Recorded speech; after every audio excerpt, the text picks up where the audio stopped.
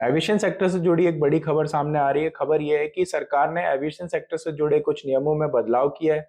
Basically ये जो नियमों में बदलाव किया गया सरकार की तरफ से, ये पायलट्स के फेवर में किया गया है। आपको बता दें कि गवर्नमेंट रेगुलर इंटरवल पे एविएशन सेक्टर की ग्रोथ और स्टेबिलिटी पे फोकस कर रही है, कुछ ऐसी स्ट्रैटेजीज बनाने पे काम कर रही है जिससे कि एविएशन सेक्टर में स्टेबिलिटी बनी रहे और एविएशन सेक्टर आगे बढ़ सके।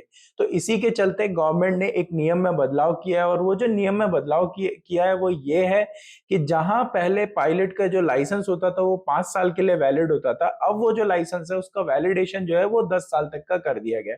इससे पहले जब पायलट का लाइसेंस 5 साल के लिए वैलिड होता था तो वहां पे पायलट को 5 साल के बाद लाइसेंस को अपने रिन्यूअल कराने पे काम करना पड़ता था।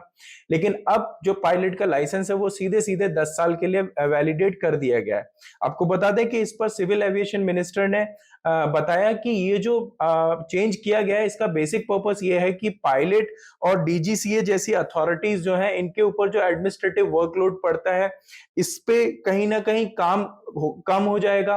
और जब ये काम कम हो जाएगा तो इससे जो लाइसेंसिंग प्रोसेस है वो आसान हो जाएगा। यानी कि जहां पे एक दो तरीके का वर्कलोड होगा, एक नए पायलट को लाइसेंस देना, दूसरा जो पुराने पायलट है उनके लाइसेंस को रिन्यूअल करना, तो ये प्रोसेसिंग डबल वर्कलोड हो जाएगा।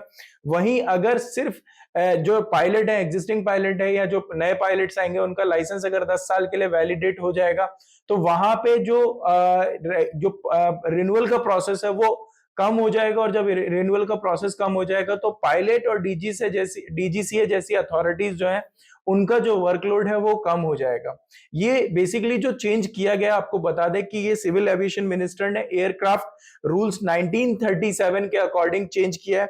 इसमें जो एयरक्राफ्ट रूल 1937 है उसमें एक अमेंडमेंट करके ऐसा नियम बना दिया गया कि जो पायलट का लाइसेंस 5 साल तक वैलिड था अब उस लाइसेंस का वैलिडेशन 10 साल के लिए हो जाएगा। तो ये थी कुछ जानकारी जो हमने आपके साथ शेयर की। ऐसे ही जानकारी के लिए बने रहिए इंडिया न्यूज बिजनेस के साथ।